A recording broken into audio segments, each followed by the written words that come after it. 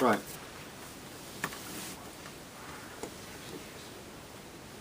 Ready? Oh, I'm just checking permission for Rachel. Do you mind if I film? That's all right, yeah. Yeah, no, just everyone checking. knows Kate's just filming for well, explain what you're doing.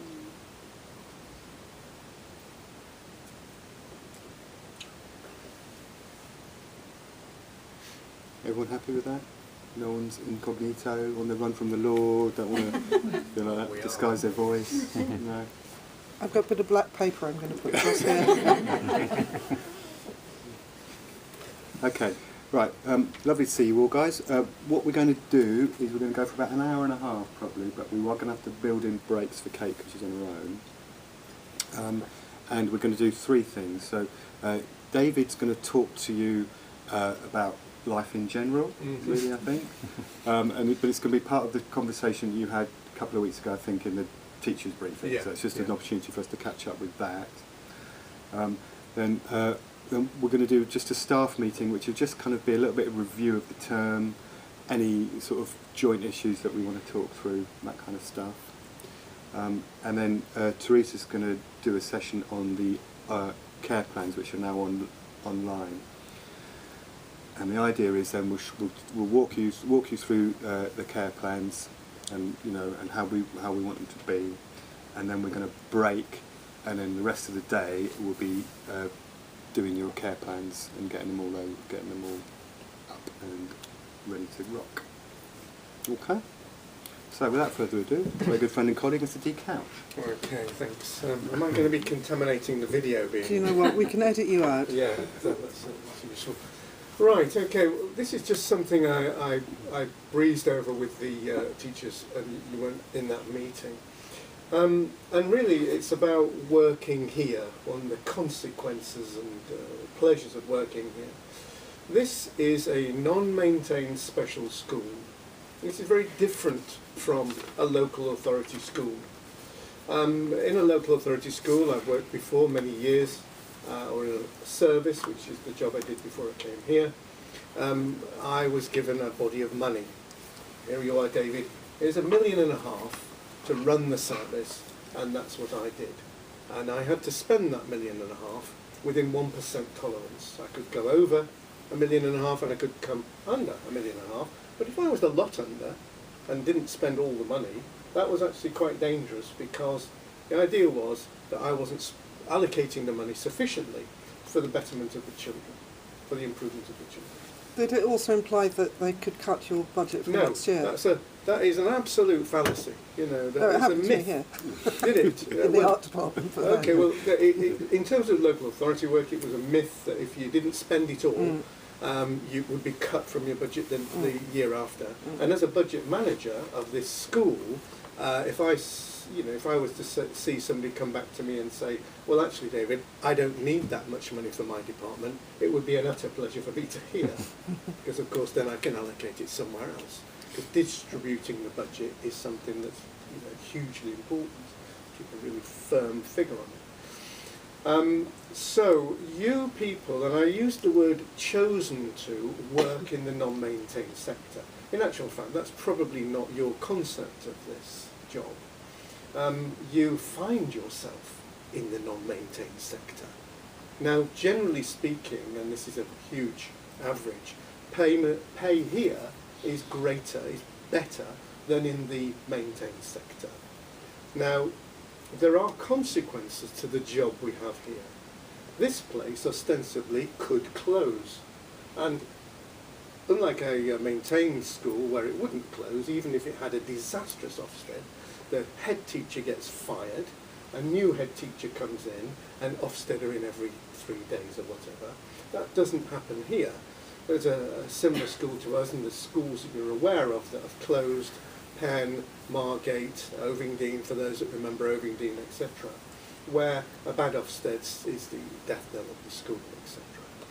And I wanted to start by, in a way, frightening you to begin with, and then lifting you up as a second part of this conversation before people get out of the room and leave in tears, especially new people who have joined us.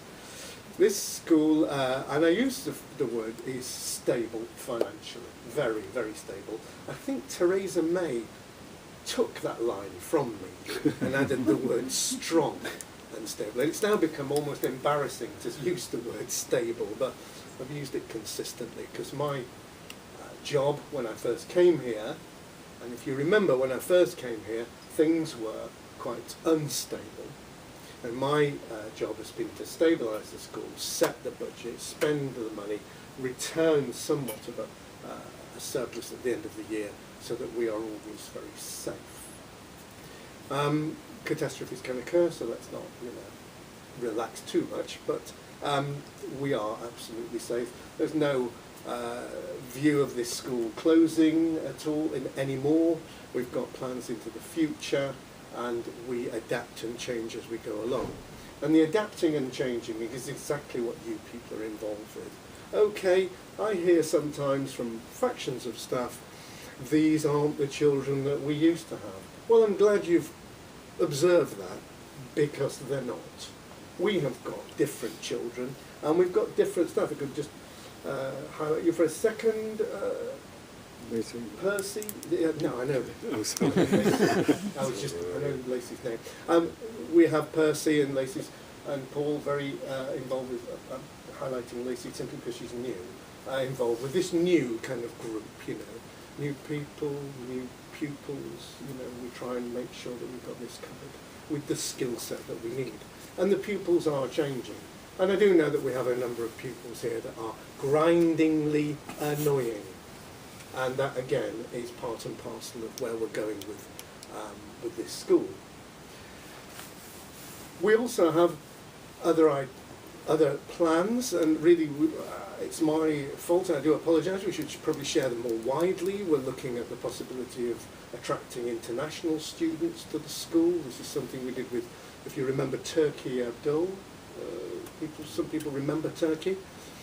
A great asset to the school. We fell foul of some regulations that I should have known, that I didn't know, and we've gone back to the UAE. So that sort of field is something we want to look at. We were looking at 19 to 25 provision. These are ideas in our head, and if people have ideas, we'd be thrilled to hear of them. So we've got plans for the expansion of the school. It's not an expansion in so much as I want to increase the number, ultimately, of children in this school. Whilst we're licensed for 85 children, 62 of which would be in care, we actually physically don't have the room anymore.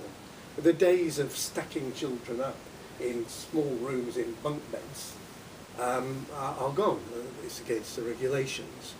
I don't know if you know, Martin Redshaw was a pupil here, and his bedroom was my office with 5 other children in. Well, if you've been in my office, and I'm sure you've all been in my office, it would be unthinkable nowadays. So I've always said I want to have the school in a certain state with a certain number of pupils coming in and out, and if that balances, we just carry on with the job of educating, supporting, caring for the children in a safe environment. Does anybody ever remember the number that I had in my head? What was it? I'm going to test you now. This is no longer just me. The number that I said I would be satisfied to top out to me. Should I offer money for this? I always said 64 would be a good number for me to top out at. And why get 80 and buy another building and increase our vulnerability in terms of what could happen in the school? We currently are running at 57, and we started, I profiled the budget at the beginning of the year for 53, and that may make some people nervous. I thought he said 64. Surely 53 plunges us into a deficit budget where we're going to have to, I use the phrase, let go of staff. You know what I mean, make staff redundant or whatever. But that isn't the case, and we are still recruiting. So why would 53 balance 64? That's a question. Why would 53 kids now balance 64 kids? You know the answer. Yeah? We've got more context Well, to More complex, who we charge more for. Yeah, I call them fatter. I don't think I should say that. But we've got, I can only describe them as, I always say, we've got fatter children. I say this to the trustees who are very nervous about this. We've got children who are higher need, who have greater, we'll levy a greater, higher charge for, that need, because they need more intervention, and we're using the existing staff and recruiting staff to add to that intervention. So it all balances out, you know, it's a nervous thing. 53 was good. Now we've got 57. I always said this school's incredibly difficult because the dynamic that you have to deal with is the changing nature of the group you have when a new pupil drops in, parachutes in. You get a stable little group and you think, I've got this covered, and then you have Emming Turkman drop in, and suddenly there's a whole issue you've got to deal with. Jacob drops in, and he's, I hope he's becoming an asset, Jacob, but you've got to deal with this. This doesn't happen in the maintained sector. When I was a teacher, I had a group of 30 kids in a special school I was working in, and they moved up, you know, you kind of miss them, but they all stay stable, and you know exactly what's coming in. So the classroom dynamic, or the care dynamic that you deal with, is forever changing, and that is a pressure. I recognise that. Can't do anything about it, because my job is to fling in as many kids as I can possibly grab off the street. So that's where we are in terms of numbers. We are climbing now with the number of children. We've had a flurry this week. I've got 5 more children, I call it on the anvil, in the offing that may or may not come. I think all of them will come. When they come, I'm not sure. Judging them. What's their age range? Just to say Oh, it's a wide age range. We've got from year 3, we've got mostly one child. young, or No, it's the whole range. We've got one year 3 pupil coming. A year 3. We're now going to the Littleys again. This is great for the school to add that to the groups. She'll be day. Is it she? She's the one that we're talking about, Isabel, aren't we? Yeah, yeah. So it's all a bit of a ramble, as I understand it. I She's think parents want day, don't they? well. She's definitely coming. One of Definitely coming parents in will some day. form. The problem is we need to get her into care because she'll be enduring a journey of more than 70 minutes, and it breaks the recommendation. So you know, let's be prepared for these littlies coming in again, which is good. I'm running what's called a zero budget. I have set all the departmental budgets for 53 children. We get a new child in, I raise the budgets. I try and do this in a kind of one-to-one method because for the trustees, I always struggle, without going into make it too complex, I think of, at the beginning of the year, I wonder how many kids we'll have here. And I grasp a figure and drop it in and say, right, we're going to need that much money to meet the needs of the number of kids I think will be here. At the beginning of the year, there's always less, of course, because I'm waiting for kids to come in. And I have to say to the trustees, we will get 3 million in, and it's going to cost us 3.5 million. And that, of course, looks like we're losing 500,000, which is which is very nervous for the trustees. But I say, relax, we'll be okay, because we'll get these extra kids in. Anyway, they don't like that. And actually, it's better for me to say, I've set the budget at 53. When we get additional children in, I can allocate some more. Simon and I can allocate more budget to meet the needs, and that will be staffing. It's usually staffing. So that's where we are. Strong and stable. She's a bitch, isn't she? Taking that off me. And we are stable. And I think I sense sometimes whether I need to say that. I think I'm thinking historically when things were unstable, and I don't wish to have that in people's minds anymore. I'm available for questions while it's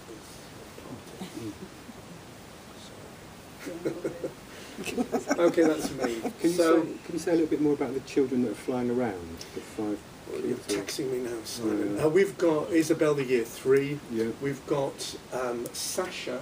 Do you remember Sasha, Paul? You remember Sasha? We've met her at the friend. She's lovely. Sasha. Yeah. I'd be delighted to have Sasha in. Janelle's friend, Um, best friend, put in. Who's Okay. best friend? Tamal's best friend. Samal. Tamal. Samal.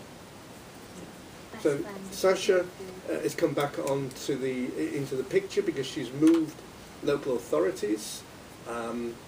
Joshua Grasso, She's Tamal's friend as well. yeah, though that little group from Margate. There is another child, an interesting child. The father came in to see us of a reception child with charge syndrome. That's like Lewis Bargeman type thing.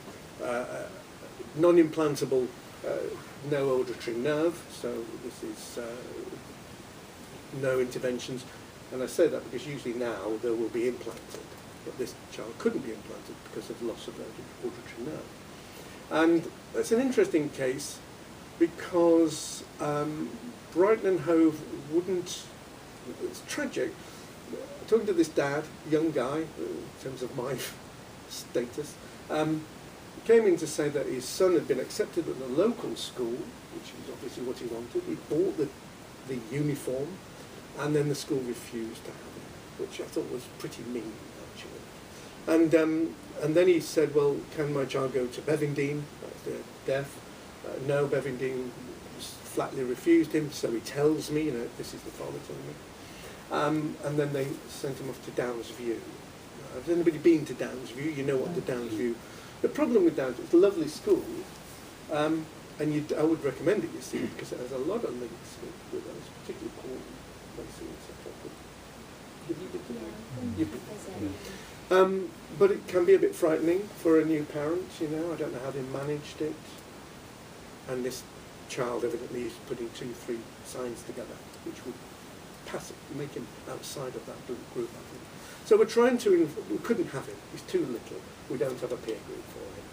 So we're trying to create a link with a local school so that he goes to a local school with input from us going into that school. With the kind of prediction or the trajectory that he comes eventually to us when we have a suitable group function.